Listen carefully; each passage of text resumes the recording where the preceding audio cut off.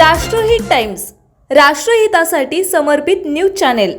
शिरूर तालुक्यातील बोराडेमळा परिसरात एका तरुणावर चाकू आणि कोयत्याने जीवघेणा हल्ला झाल्याची गंभीर घटना समोर आली असून या घटनेमुळे परिसरात खळबळ उडाली आहे। या हल्ल्यात अजय माणिक घेगडे वय वर्ष 20 राहणार माठ राजापूर तालुका श्रीगोंदा हा तरुण गंभीर जखमी झाला आहे। मिळालेल्या माहितीनुसार अजय घेगडे हा बोराडेमळा परिसरात असताना अचानक 8 ते 10 जणांच्या टोळक्याने त्याच्यावर धारदार शस्त्रांनी हल्ला केला।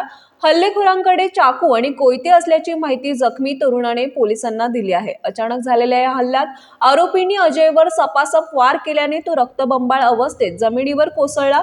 हल्ल्यानंतर आरोपी घटनास्थळावरून पळून गेले। घटनेची माहिती मिळताच परिसरातील नागरिकांनी तातडीने धाव घेत जखमी तरुणाला उपचारासाठी शिरूर ग्रामीण रुग्णालयात दाखल केले। सध्या त्याच्यावर उपचार सुरू असून त्याची प्रकृती गंभीर असल्याची माहिती सूत्रांकडून देण्यात आली आहे।